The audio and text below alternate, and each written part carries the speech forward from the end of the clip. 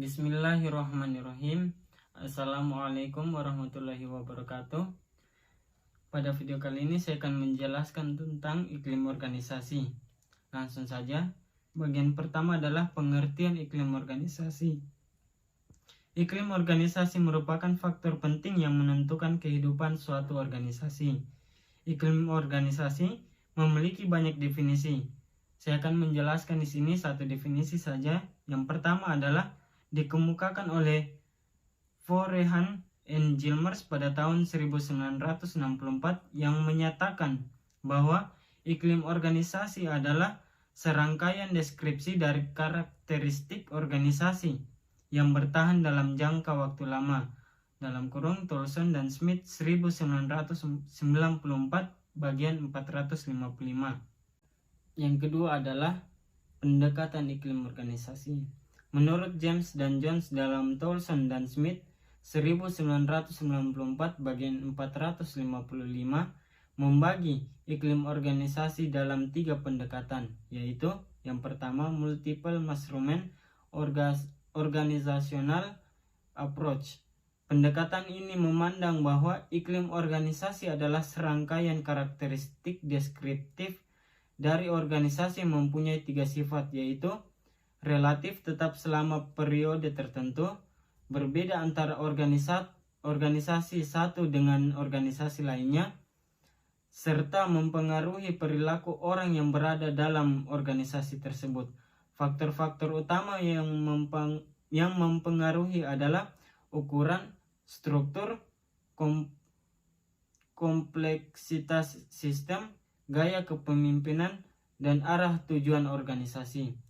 Bagian kedua, perceptual measurement atau organizational attribute approach. Pendekatan ini juga memandang iklim organisasi sebagai atribut organisasi. Tetapi pendekatan ini lebih menekankan penggunaan pengukuran persepsi daripada pengukuran secara objektif, seperti ukuran dan struktur organisasi. Yang bagian ketiga adalah perceptual measurement individual approach. Pendekatan ini memandang iklim sebagai serangkaian ringkasan atau persepsi global yang mencerminkan sebuah interaksi antara kejadian yang nyata dalam organisasi dan persepsi terhadap kejadian tersebut. Yang bagian ketiga adalah dimensi iklim organisasi. Dimensi iklim organisasi adalah unsur, faktor, sifat, atau karakteristik variabel iklim organisasi.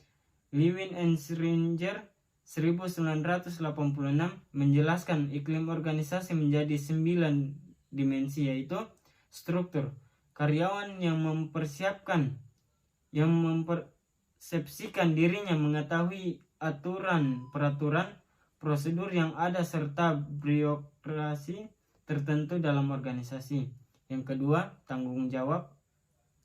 Karyawan mempersepsikan dirinya menjadi seorang pimpinan dalam melakukan pekerjaannya sendiri tanpa perlu meninjau ulang keputusan yang diambilnya. Yang ketiga, penghargaan. Karyawan mempersepsikan sebuah penghargaan yang diterima adalah hasil dari pekerjaan yang dilakukan dengan baik.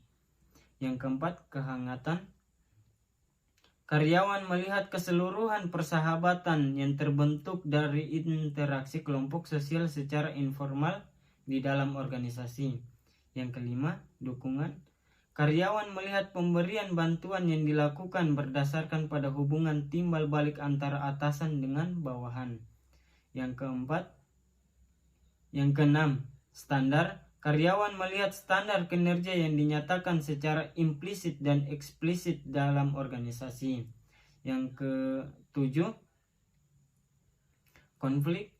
Karyawan melihat sebuah konflik terjadi karena adanya perbedaan pendapat dari masing-masing anggota di dalam organisasi. Yang kedelapan, risiko.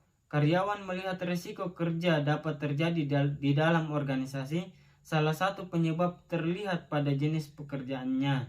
Jenis pekerjaan tersebut mempengaruhi besar kecilnya risiko yang didapat. Yang kesembilan atau yang terakhir adalah identitas.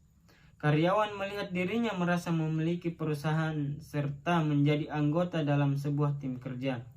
Faktor-faktor yang mempengaruhi iklim organisasi menurut Higgins 1994 bagian 477 sampai dengan 478 ada 4 prinsip faktor-faktor yang mempengaruhi iklim tersebut. Yang pertama adalah manajer atau pimpinan. Pada dasarnya, setiap tindakan yang diambil oleh pimpinan atau manajer mempengaruhi iklim dalam beberapa hal seperti aturan-aturan, kebijakan-kebijakan, dan prosedur-prosedur organisasi, terutama masalah-masalah yang berhubungan dengan masalah personalia.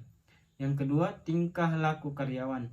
Tingkah laku karyawan mempengaruhi iklim melalui kepribadian mereka, terutama kebutuhan mereka dan tindakan-tindakan yang mereka lakukan untuk memuaskan kebutuhan tersebut. Yang ketiga, tingkah laku kelompok kerja. Terdapat kebutuhan tertentu pada kebanyakan orang dalam hubungan persahabatan, suatu kebutuhan yang seringkali dipuaskan oleh kelompok dalam organisasi. Yang keempat atau yang terakhir adalah faktor eksternal organisasi. Sejumlah faktor eksternal organisasi mempengaruhi iklim pada organisasi tersebut. Keadaan ekonomi adalah faktor utama yang mempengaruhi iklim. Contohnya dalam perekonomian dengan inflasi yang tinggi, organisasi berada dalam tekanan untuk memberikan peningkatan keuntungan sekurang-kurangnya sama dengan tingkat inflasi. Mungkin itu saja yang dapat saya jelaskan. Wassalamualaikum warahmatullahi wabarakatuh.